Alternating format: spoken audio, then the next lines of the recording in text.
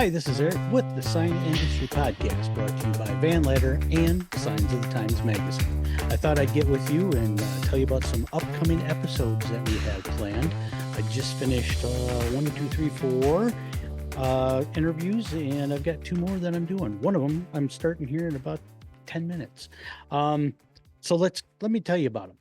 The first one I'll tell you about is called Marqueetown. Marqueetown is a documentary about a theater marquee in northern Michigan.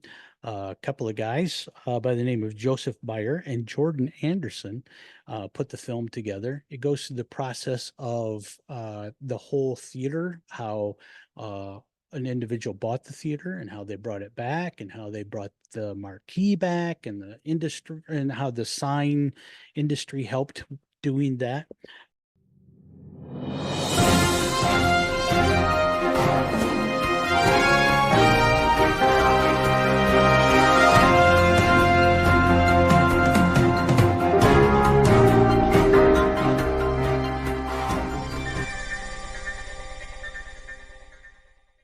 Do you notice that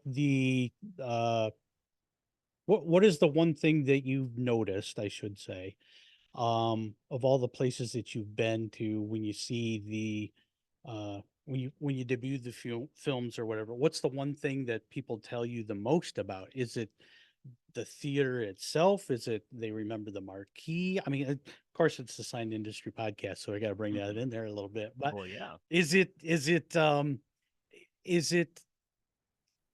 whole thing, or is it just the marquee or the films? What do you guys think it was that got people going and interested?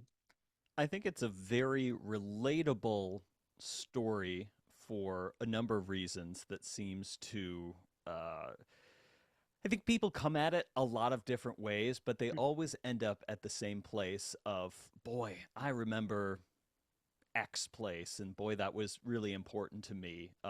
Joe talking about people and their hometown theaters. And I think everybody's coming at it from that of just going, boy, I remember losing something that was really important to me. And I really not only related to that desire, but boy, it was fun to sort of live vicariously through this guy on screen who is trying to leave it all on the field, trying to Mm-hmm. do something where most of the time we don't get an opportunity to try to save what's important for us. Either we don't have the resources, we don't have the time, we turn around in the dead of night, something that we love is just taken away from us. So Mm-hmm. I think that that is distilled down to its purest form. What people keep coming up to us and in Q&As or after a showing are talking about this ineffable feeling of um, boy, I want to get that back. In a lot of ways, it is about movies, or it's about the larger thing that Joe mentioned. Your community packing out a place on a Friday night, seeing everybody, this connection. It stirs something in you because you go, that's what we're incredibly hungry for Mm-hmm. as individuals and a society. And to bring it back around to signs, being the face of that, these these marquees immediately set a tone for excitement. They represent seeing another world. They represent seeing your neighbor down the Mm-hmm. block. Everybody coming together for a shared experience. So I mean, it just sort of um, you get a Pavlovian response when you see one of these great marquees that we've been 20 plus showings going around and seeing it, and you get excited. Mm-hmm. We're still incredibly excited to see our name up on these marquees. And but it has way beyond just our personal self-centered love of like, oh, isn't that cool, our movies up there. We're just seeing these things and getting very jazzed Mm-hmm. about the experience of walking into a new space that you can tell means something to so many people. And a sign person here in Traverse City, we have a couple sign companies actually. We used one of their warehouses to shoot some recreations for the movie. But Oh, cool. a woman who is, you know, a graphic designer, works on signs all day. She came to our premiere and told us afterwards in the simplest way. She said, "I just hope someday I make a sign that someone else wants to save." And I thought that was a beautiful connection to the movie from somebody that actually works in the industry. You know, that's what struck her about it was she thought, wow, you know, the stuff that I'm making, it's going out the door, but maybe someday somebody will think it was worth keeping because it had become such an icon or a fabric of a city or a block or a community. Um, you know, it's a powerful symbol. It really is. And they've done economic studies in downtowns that have brought back theaters or performing arts centers. And then they've done comparisons between those that have marquees and those that don't. And the ones that do draw in more economic benefit for the downtowns and their communities. I guess it doesn't seem surprising, but actually data backs it up. Um, we're all three of us trying to put into words what it is, and it's really hard because it's the feeling that someone brings to it, and it's hard for us to know what that connection is. It could be that their parents had gone to the theater or they went to the theater when they were kids, or it could just be the admiration for what is usually a beautiful expression of like design and art. You know, these signs, what distinguishes them from a multiplex is just how much craftsmanship and thought and talent is put into them.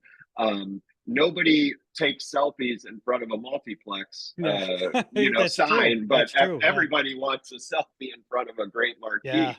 Just, It's like, you know, there's a lot of wedding photos of, the bride and groom under marquees, Yeah, wherever you go. mine was. I got married at the State Theater in Traverse City, and Oh, my I know that wedding place. wedding photo on my mantle is our names on the marquee, and there we are standing underneath it. So I mean, Uh-huh. clearly we love movie theaters and we love beautiful signage. Hmm. So one thing I want to ask you guys, and I asked this of all the guests that I talk to.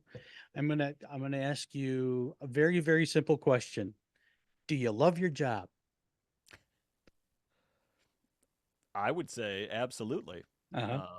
Yes. Uh, that's my very, very simple answer. The I mean, reason I I can asked elaborate, yeah, but the you, yeah. no, the reason I asked that is because most of the people that I talk to, practically everybody I talk to, Mhm. just loves what they do. Whether it be, making films like you guys are, or doing signage or art Mhm. or anything like that. So that's why I asked that question, because you can tell somebody when they enjoy what they do, they're very passionate about it. And I can tell you guys are very passionate about this film. I mean, Marqueetown, driving around and you see two marquees, the Delft and the Nordic, Mhm. they're right across the street from each other, pretty much, aren't they? They You were, know? yes. Yeah. yeah. So, And every, the thing that we learn going around to these theaters too is just how every single one of them, if you dig deep enough, has a pretty interesting story. oh They yeah, certainly yeah. all have a very similar story in terms of how they survived the changes in the movie business. They all were going through the same things at the same time, so that history is similar. But then when you dive into the architects or the construction companies, usually those were local or regional, so they came from the area. Then you start peeling back, the layers a little bit, and you start learning about the people involved. And so we could have done a story about any movie theater in Michigan if we, had done the research. I think what touched us about this one was that it was less about the history of the place and more a personal story about a guy who really, as Jordan said, laid it all on the field and tried his best to rally his community to save one of these places. So our movie shows you and entertains you with a lot of movie history and sign history, in terms of these two theaters, but underneath it is really a personal human story about this guy. And it's really been connecting. We've been talking about him. I'm not sure we even mentioned his name, but his name is Bernie Rosendahl. Mm-hmm. And if you're interested in his project, you can check out his website. It's nordictheater.com. And that's how we became fascinated with this all, at the point in which we started the project was through Bernie. And Bernie's research was what led us to the other parts of the story that we put into the film. And he was the guy that spent a year and a half almost of his life only worrying about one thing, which was this, redesign, restoration, fabrication, and ultimately the installation of this marquee that he loved so much. And it involved all kinds of people, from the sign industry. This was not, a kid working in his bedroom. By the time he gets the chance to actually do this, there's a huge team of people involved. And I think that was pretty cool for us to learn too. And through what you've shared with us, Eric, about the marquees that you've redesigned and restored, it's a small world of people that do this work, and you couldn't do it unless you were passionate about it, because it requires extra time, extra care. And so so we follow and learn about how Bernie pulled this off in Marqueetown, and that's kind of the driving drama of the story. And for anyone up in the Upper Peninsula, they already know how the story ends, and so we had a pretty big creative challenge. How do we keep people interested and engaged and entertained, who may know already how the story ends? And then how can we help people who, maybe have no particular interest in the Delft or the Nordic? I think we've been most happy that the movie seems to speak to those people almost better than it does to the people that know it, because they're kind of fascinated. They didn't know any part of it. And so, we do hope that ultimately these two marquees that got restored in Michigan, they were supported by the MEDC, which is, the Michigan Economic Development Corporation. And they gave some grants, some pretty sizable grants to several of the theaters that we've been to restore their marquees. And I think what's cool about the movie that I didn't anticipate is just that, as a taxpayer or somebody that looks at these projects where people get these huge grants, and you sometimes think, what a waste, or that's money that could go somewhere else. This is a story that actually shows you maybe, once in a lifetime, what actually happens to that money and how it gets put to use, and then what the ultimate benefits are of it. And we never set out to make a film that, rahs the MEDC grants, but they are a huge part of why so many dozens of these marquees in Michigan have been restored. And I just think it's really cool that they see the value in supporting projects like this, because over time, this stuff really pays off for downtowns and communities. Yeah. All right. Well, we're going to go for a commercial break right now. And when we come back, I'm going to dive into a little bit of personal questions for you guys of what you have coming up in the future. So we'll be right back. This is Eric with the Sign Industry Podcast. The Van Ladder Bucket Truck simplifies your sign installation and service work. A winner of the ISA's Innovation Award, the Chariot Bucket has a rotating fork system with an assortment of super useful accessories, giving you an extra set of hands at the job site. And with 6 different outside compartments and a huge project area inside, the Workport box is a traveling warehouse.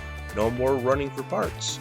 Finally, all-electric Van Ladder operates without the vehicle running, giving you a quiet day's work without stinky fumes. You can check it out at www.vanladder.com.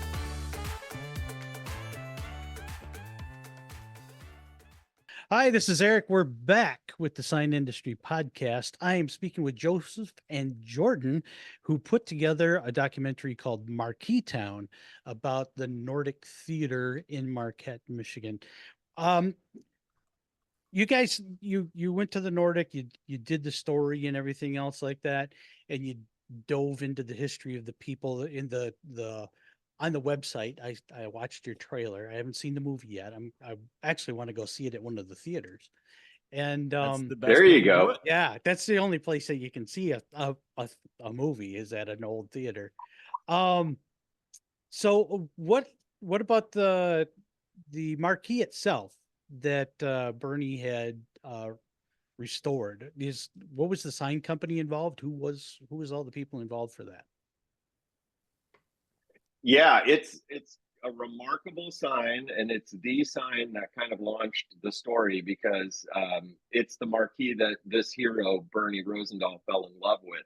And what Jordan and I found out, and what's in the movie, is kind of the story of how it came to be. And it should never ever have been in downtown Marquette because it was built in 1936.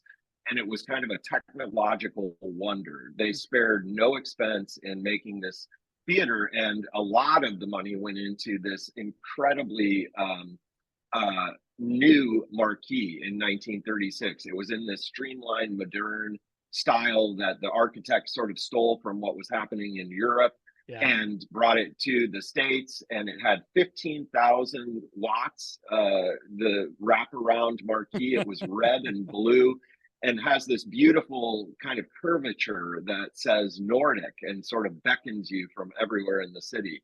And so the architect was a guy named Michael Meredith Hare. And then the companies, there's a huge list in Architectural Forum of about 50 different contractors and craftsmen that were involved in the Nordic. Wow. But the big one that your listeners might know was Electrolyte Signs of Milwaukee, which now is the Pavlaki Sign Company. So they're still in business and they're still doing what they do. But the owner of that company, Mr. P.B. Pavlaki, I believe that was his name. He came all the way up to Marquette to personally oversee the installation of this marquee. And then when it was restored, this is now, almost 80 years later, when it was restored, there were several cool companies that are Michigan based that jumped on to become a part of Bernie's quest. So a guy named Dean Downing from Display Mix in the greater Metro Detroit area actually was the guy that sort of did the project management and guided them into how to recreate this vintage marquee with modern materials. And then once they had settled on that design, they sent it to Sign Art in Kalamazoo. Yeah. And guy Steve Vandersloot was the project manager for the fabrication. So our hero, waits a year and a half, works with all of these different people across Michigan, and then finally makes a journey to Sign Art in Kalamazoo to see the final product after it was fabricated.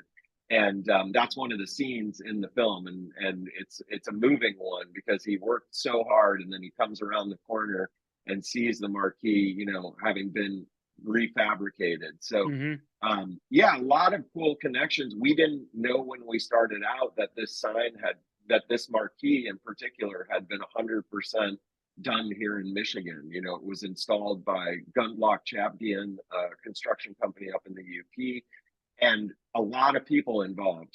Dozens and dozens of people who made it happen. But if you go to Marquette now, that marquee is part of a distillery, and so you can actually go and experience the original marquee. No, this is the restoration. Oh, okay. That they worked on. So sadly, the original Nordic marquee, to the best of our knowledge and research, is somewhere at the bottom of the Marquette County landfill. It was taken. It was taken down in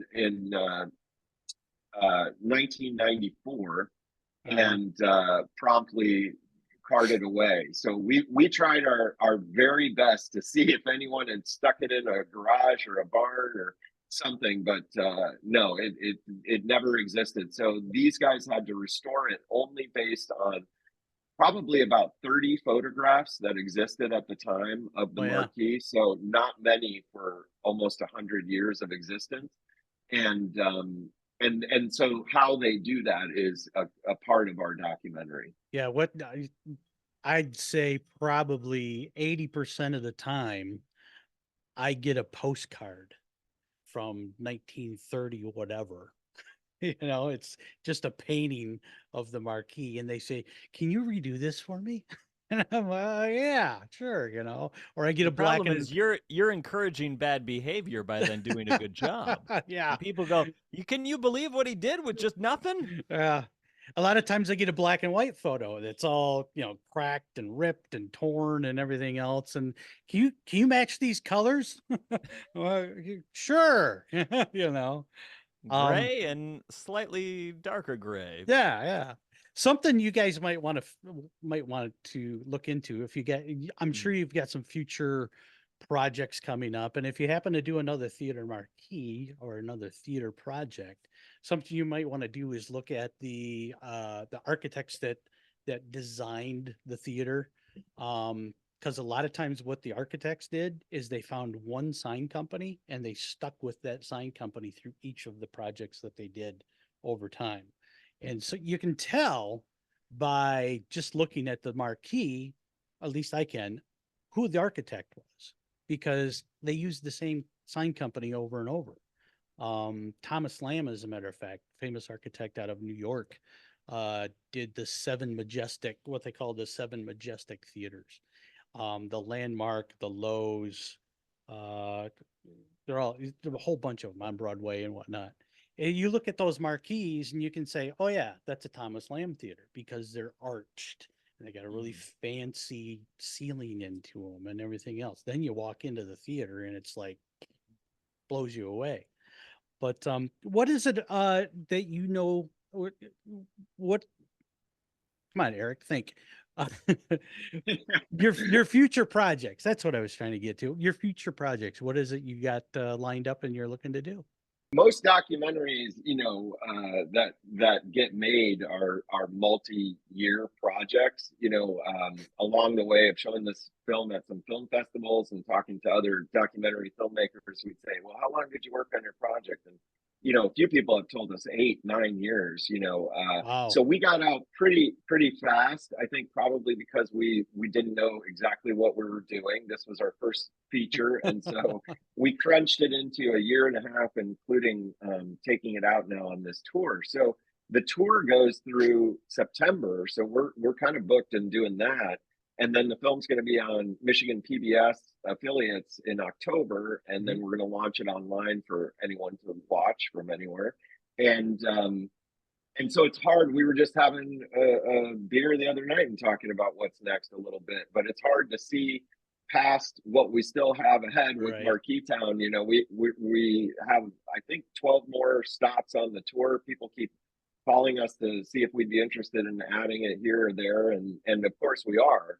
Mhm. Um, but this story was one that kind of found us, and then also was it touched us both, and so I don't know. It would have to be a combination of those things again, I think, to go through it for me. Mhm. But if Jordan says yes, I'm in. Jordan, Pancake Boy, what do you think? Yes. I mean, I I got to think ask you that about that too. So, yeah, absolutely. uh-huh. I would say what Joe said. Mhm. Yeah, I think that we are just sort of focused on the tour and the promotion, understanding that the finishing a documentary is not the finish line. It's the starting gate. And now I think our project is to see just where we can take this thing that we're very excited about, and then trying to claw back some semblance of a normal life again, Right. and get sort of back to a real schedule. Yeah. So why do I love your poster in the background. Why do they Thank you. what's the deal with the pancakes? So this is also kind of sign related. So Oh, okay. when I was in high school, there was a diner in town. I think it was a very small franchise called The Clock. Um, and that was for anybody who was not of bar age. Mhm. It's really the only place where you could go and hang out. And I became a frequent flyer and would walk in. And I'm a when I like something, I stick with it. Right. And I always ordered the pancakes to the point where they could just yell back to the kitchen when I walked in that Pancake Boy is here. Just a little shorthand. It was a That's great funny. parlor trick. I was able to get food without ordering it, which confused a lot of people who were, if they came with me for the first time. Oh, wow. But I named my production company that because, I mean, A, it had been my nickname. Mhm. B, it was great customer service that I experienced. Probably the first kind of feeling very special. So I just felt that. And the sign related thing is that when in 2006, 7, when it closed and they tore the sign down, I did a little dumpster diving and have the That's awesome. part of the sign in my backyard now. That's That cool. the part that said underneath pancakes always open. So now that lives along with me. But I've got a number of framed photos of it all around my office here because Mhm. that was a beacon to me, and I was like, the sign represents a very important part of my life. So you know what? Very It cool. always comes back to signs and visuals. Yeah. Well, we're going to close it out right now. And so what I would like, Joseph, if you could go ahead and give the website and where people can possibly go and see the movie coming or the documentary coming up, go ahead. Yeah, no, thank you for the opportunity. So it's pretty simple. We're marqueetown.com, and all of our tour dates are there, links for tickets. As I said, we're still out and about until September of this year around the Midwest.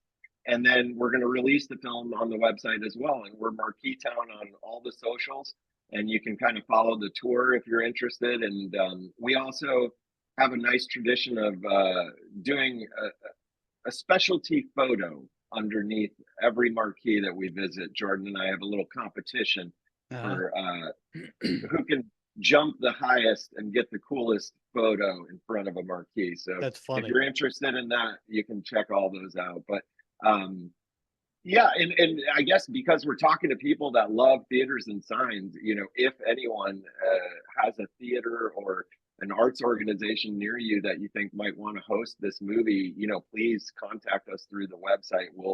We love the idea of it going out into the world and helping people have conversations about just this kind of weird stuff that we all love. Okay.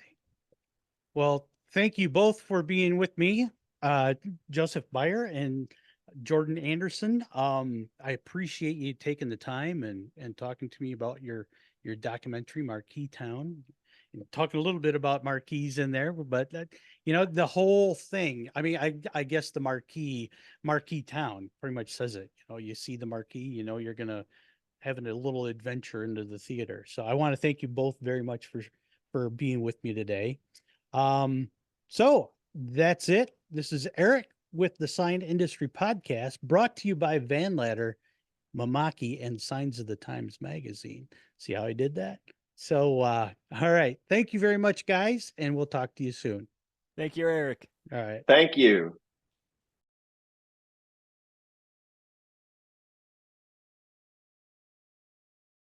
Another one that we have coming up is Mars Bravo. Mars Bravo out of Los Angeles. She is an up and coming star in the sign industry. She's been in the industry about 10 years now, but she's made some leaps and bounds. She's got some great ideas. She's very fun to talk to, very creative, very passionate about what she does. She loves her job. And she's got an interesting story about how it got started. It has to do with an alleyway and a gate and a scary situation. So you'll want to listen to that episode and find out how she went down an alleyway and got into the sign industry. It's kind of funny. Another one coming up is Alan Hubbard. I'm going to interview him here in about 10 minutes or so. Alan Hubbard owns Pro Image Design. He's a guy who got into the sign industry kind of like I did by watching someone else letter a vehicle. In my case, it was a boat. In his case, it was a semi truck. And he got really interested in it. Next thing you know, he's a sign guy and he's self-taught. He's got his own company. He's got 3 locations now. He's been going since about 1997 or so. So he's got an interesting story. Can't wait to talk to him. The next person we're going to talk to is Eric Hogue, ADL Decal and Graphics out of Canton, Ohio.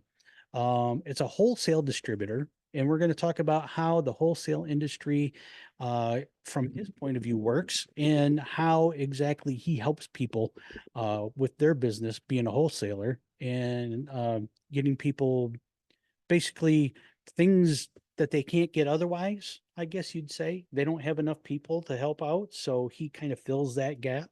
And interesting guy to talk to, very graphic, very talented, so we'll talk to him. Then probably one of my favorite interviews that I cannot wait for, because I've talked to these people over the phone. I've been emailing them back and forth. I bought their shirt. I bought some other stuff from them too. That's kind of helps them raise money to do something that they do. What they do is rehabilitate historic signs. They take signs that have just been left abandoned. They're in the somebody's garage or whatever, or maybe they're up and they've been there for 90 years and nobody knows what to do with them. They take them down, they refurbish them, put a whole bunch of brand new neon on them, make them look pretty. And they've got a whole tour, a neon sign tour in San Francisco. We're going to talk about that. We're going to talk about the project that they have at the Castro Theater that they're doing right now as well. So that's Randall, Ann, and Al from San Francisco Neon. You have to forgive me. I'm terrible with names, so I have them written down here so I don't mess up. So if you see me looking down now and then during the episodes, I'm checking my notes because I just need to. Anyways, that brings me to this point. If you're interested in being on the show, if you have a sign business, if you want to tell your story, how you got into the sign industry, drop me an email. You can get a hold of me at the following email, which is signindustrypodcast@gmail.com. Drop me an email. Tell me who you are. Tell me what you'd like to talk about. And hey, let's get you on a show. So until then, enjoy the episodes and I'll talk to you soon.